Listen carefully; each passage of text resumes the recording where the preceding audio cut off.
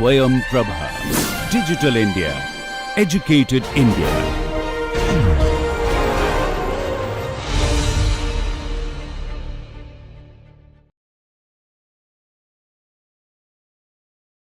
Welcome to week 4 of the course, where we will be discussing about the stress analysis in polymers. So, until previous week we are looking at coming up with differential equation to represent viscoelastic behavior of polymers. But in this week we will look at an alternative method where we can use integral equations to solve the response of viscoelastic materials. So, for this we will start with the Boltzman superposition principle in this video. So, we will start with the Boltzman superposition principle, and then we will also show you a Boltzman superposition integral which helps you to represent the polymer behavior in terms of an integral equation. And then with few examples we will show how to use the Boltzman superposition integral. So, here we are trying to formally introduce you to the superposition principle, but a few videos back we have already seen for a material to be elastic it should show both superposition and proportionality. So, there we said what a superposition is, but here we will emphasize it and define it much more formally so that we can use it to solve problems. Okay. So, before we get into the details, a very big difference between this approach and the earlier approach where we had these phenomenological models is, here we say the relaxation modulus and the creep compliance, these are sufficient to predict response to any input. What it means is, for us the material behavior is captured through these, either the relaxation modulus E of t or the creep compliance d of t. So, we do not make any assumption about if there are any springs or dampers or whether it is a Kelvin, Maxwell or a combination of those. We do not look into those details. Without those details we are only interested in the two quantities, either of these, either the relaxation modulus or the creep compliance. So, let us start with a very simple loading which is the unit step stress input. So, we could have also started with strain input, but let us look at stress input to start with. So, what we have is a stress input which can be represented something like this. So, stress variation with time. So, here we are representing with the Heaviside function h of t minus t1, which means that the step happens at time t1, and this step is of amplitude sigma naught. So, for an input like this the response is simply given in terms of this creep compliance d of t minus t1.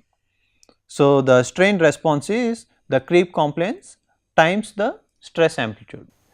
This is simply strain response to unit step stress input. But now let us look at if there are two steps, meaning that we are looking at two step stress input. Let us show it pictorially first. So, with time the stress varies in two steps, first at time t1 and then at time t2. This is time t1 and this is time t2, and these steps are given as delta sigma 1 and delta sigma 2. So, then we can write the input stress sigma t is the summation of these two steps in the stress input. Once we write it in this form, it is now easy for us to write the strain response, because the strain response is simply the summation of the creep compliance from the first stress input plus creep compliance from the second stress input. This is possible because of this Boltzman superposition principle, which states that the strain response can be written as the sum of these two responses to the unit step stress inputs. So, once we have these strain written as a summation of these two responses, we can also write it in terms of a summation. Summation I going from 1 to 2, and this written in terms of T minus Ti, where it could be T1 comma T2, and delta sigma 1 and sigma 2 are replaced with delta sigma I. So, what we have shown here is a formal definition to what a Boltzmann superposition principle means. It simply allows us to take the response from two individual step inputs and add them together to find the overall response. But we can generalize this for an arbitrary input. So, this I am just reproducing what we have looked at in the previous slide for the two step stress input, but now let us look at an arbitrary stress input. Arbitrary stress input meaning your stress can be varying in any arbitrary fashion, right. But can that be represented using these step inputs or not? The answer is yes, we can represent it with multiple steps. The only thing is these steps or the jumps should be small, the delta sigma should be small. If we do that, then we can write this input sigma of t as the summation from 1 to n being the number of steps, and these some small jumps we are talking about are delta sigma i's. But let us say if we have very large number of steps, each with very large number of steps meaning n tends to infinity, and we also say that these jumps approach 0, then this summation can be replaced with an integral form. How do we do that? So, we now write it in terms of integral going from 0 to t, we write it as 0 minus, meaning we also include 0 in the input. This Heaviside function or the step function h of t minus Ti remains the same.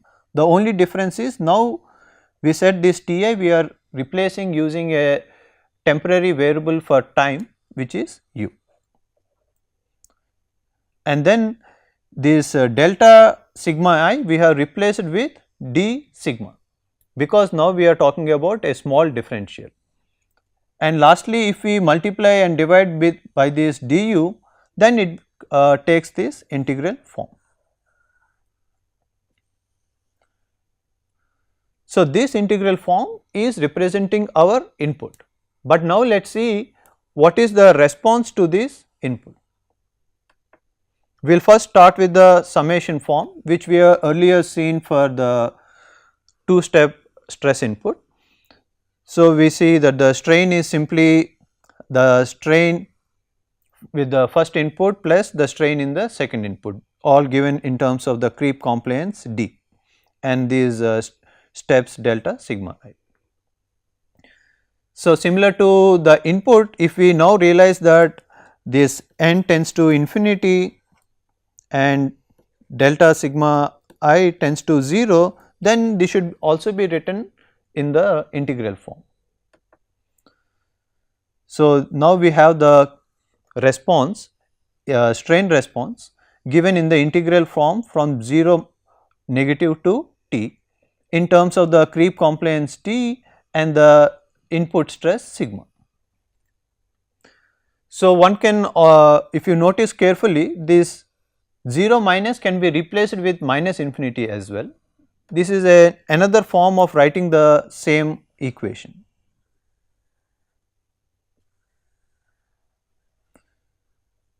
So, the only thing we have done is we have replaced this 0 minus with minus infinity, because we are assuming that to the left of 0 time t equal to 0 there is no input. But let us say if there is a stress history and if you want to take care of it, it is better to write this integral in terms of minus infinity.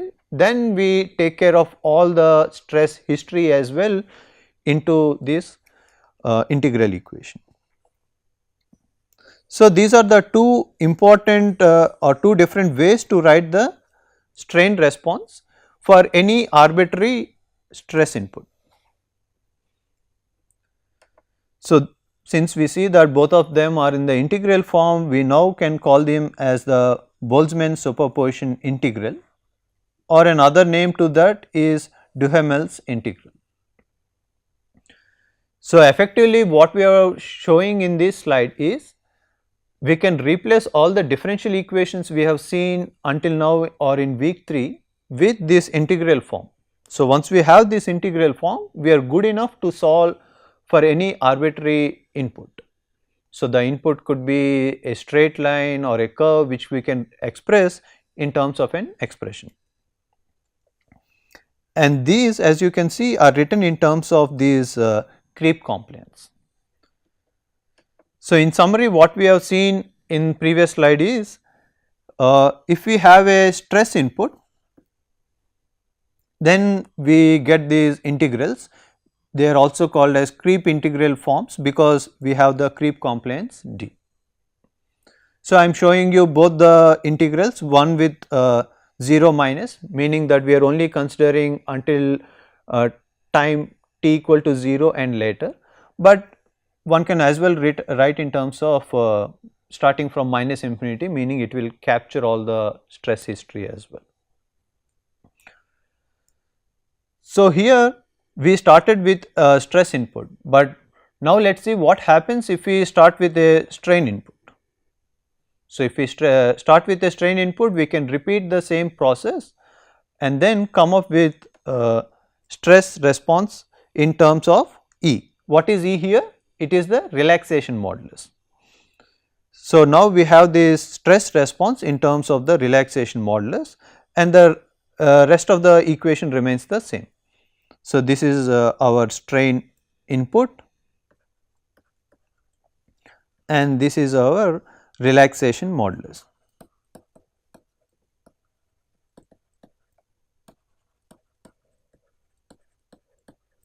Okay. So, notice here again we are writing in terms of 0 minus, but this can as well be written in terms of minus infinity if there is any history included. So, effectively now we have shown if you have an input as stress, we use this creep integral form, and if we have a input in terms of the strain, we use this stress relaxation integral form which is written in terms of this relaxation modulus and the input strain. Now that we have shown you the integral forms both for stress input and the strain input, let us do a few examples to demonstrate how we can use these integrals. With an example, we will show how to apply the Boltzmann superposition principle. So, let us say this is example 1 where we have the stress input given as sigma naught h of t, meaning that this is a step input. So, for this the strain response can be written in terms of the Boltzmann integral. How do we write it as 0 to t d of t minus u times d by du of sigma u d. This is the integral we have seen in the previous slide. Okay, we just need to substitute this stress into the integral. Before we do that, we will write the stress input in terms of u, which is sigma naught times h of u, and the first derivative of this should give you as sigma naught is a constant and the derivative of the first step function is the Dirac delta function. So, once I substitute that here,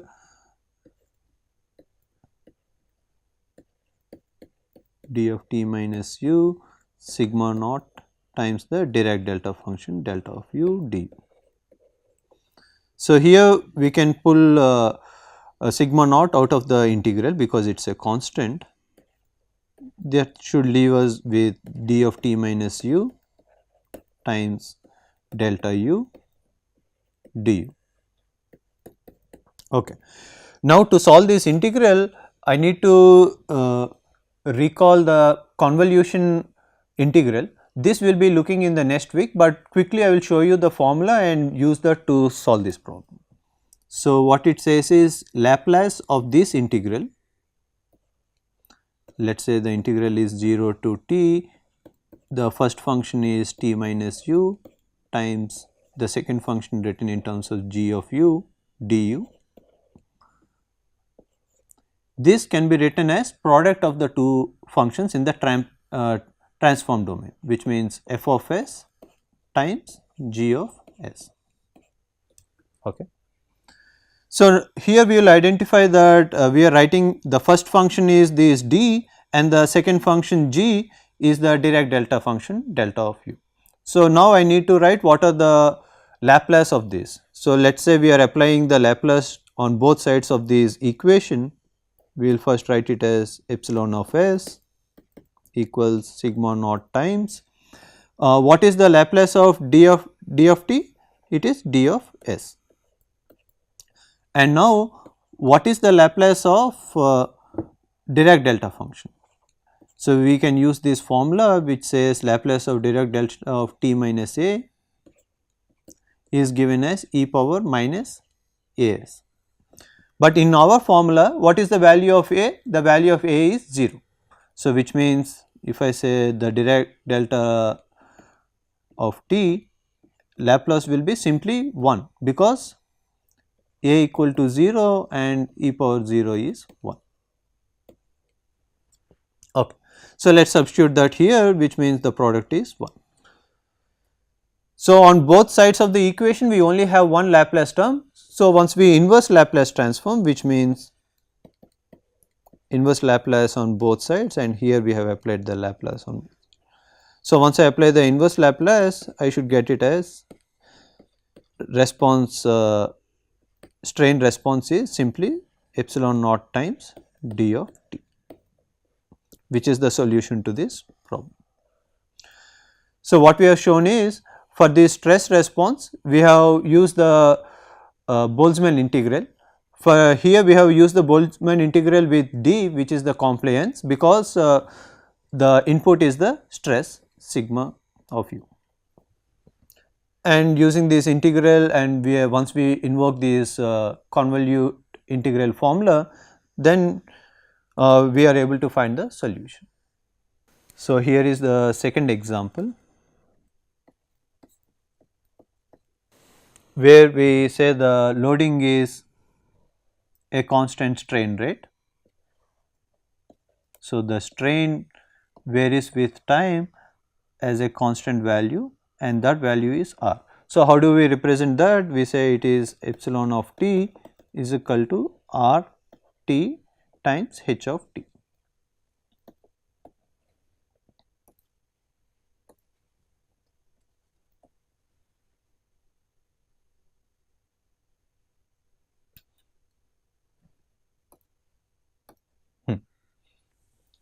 And then we will also say that we will assume that the material behaves as a Maxwell model.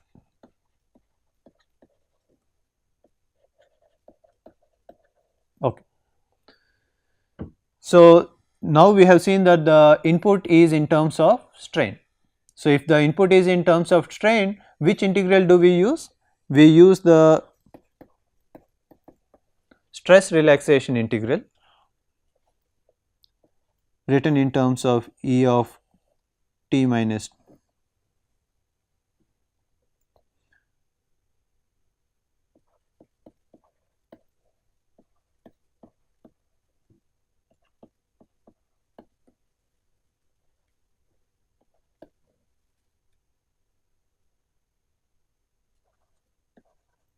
Okay. So, this is the stress relaxation integral for to find the stress response. Again, let us write the input in terms of u, so which should be r u, and then d by du of the input epsilon of u is simply r. So, now if we substitute this into the integral, we get it is 0 to t e of t minus u times r. r I can since r is a constant, I can take it out of the integral and write it as du. So, at this time we need to know what is this function E, which is the relaxation modulus. For this, it is given in this problem that it is a Maxwell model. So, for a Maxwell model, what is the relaxation modulus? It is given as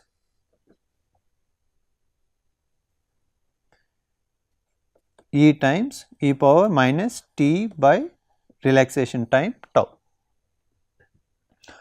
But since in the integral form we have it as E of t minus u, now if we write this relaxation modulus, it should be E times e power, we will simply replace t with t minus u. So, it is minus of t minus u by tau. So, now let us substitute this into the integral.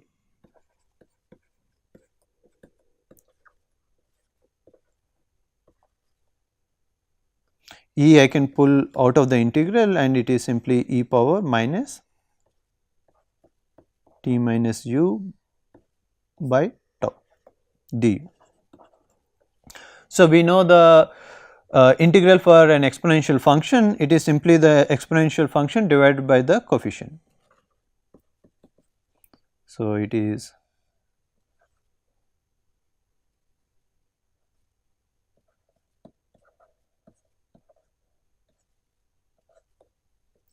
the coefficient for u is 1 by tau. So, which means it is written as r e tau evaluated within the limits of 0 to t. So, we will write it as e power minus, I can also take it inside, then it will be u minus t by tau evaluated at 0 to t. That should give us, when u is tau, it is e power 0, it is 1. So, r e tau 1 minus, when e is 0, it is simply e power minus t by tau. So, this should give the response, the stress response to constant strain input. So, earlier we have solved the same thing using differential equations, but here what we have done is using these Boltzman integrals we are able to get to the same answers. Okay. Now, let us extend this problem a little further.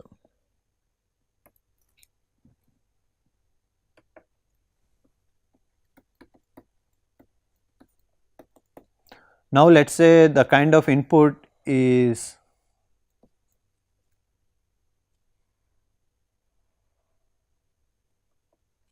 so let us say the strain is varying with time and let us say these times are T1, T2, T3, fine. So, for this kind of input, if we were to find what is the stress response, how do we find? So, earlier we have shown that we can use the superposition principle.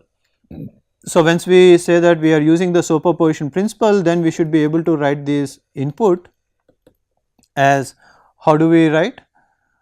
So, the input is only starting at time t1 and there it is going at a slope of r and here it is coming down at a slope of minus r. So, this should be written as r t minus t1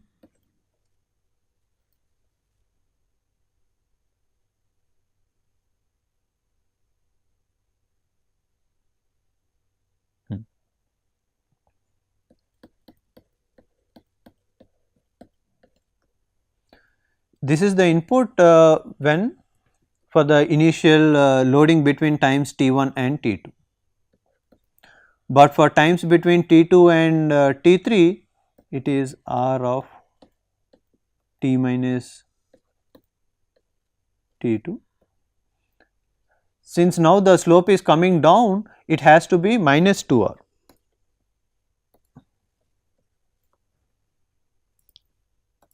Because if it is simply minus r, then that will remain as a constant, but since has to come down, it has to be minus 2r.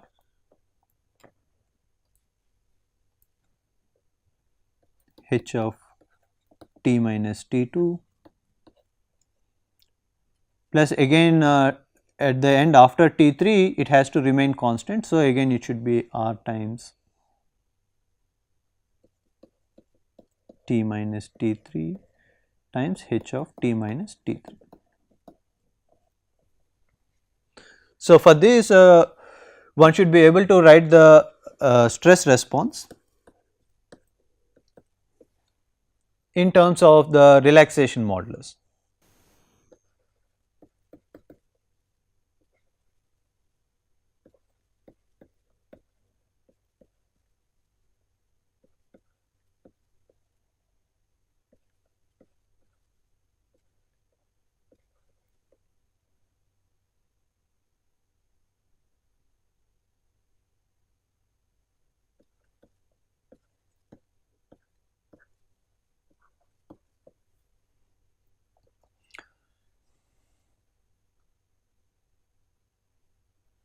So, this is the expression for the times between T1 and T2, but if we are looking for the response between times T2 and T3, it should be the response from the first two inputs, which can be written as again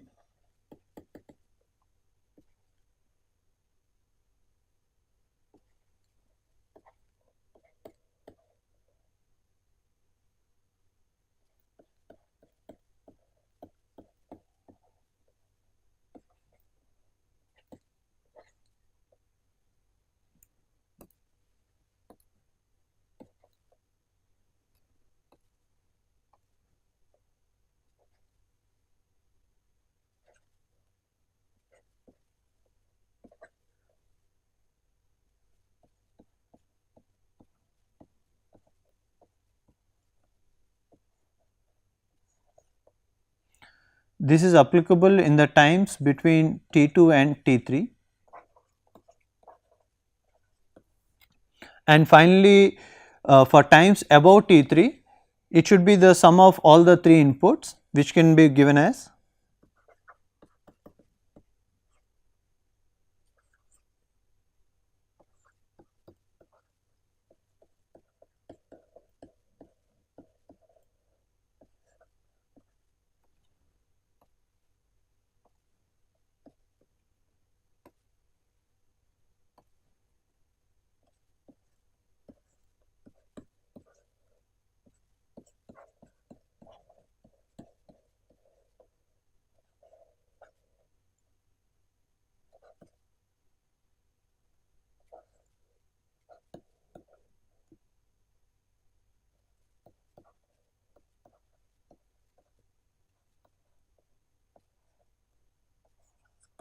and this is applicable for times t greater than T3.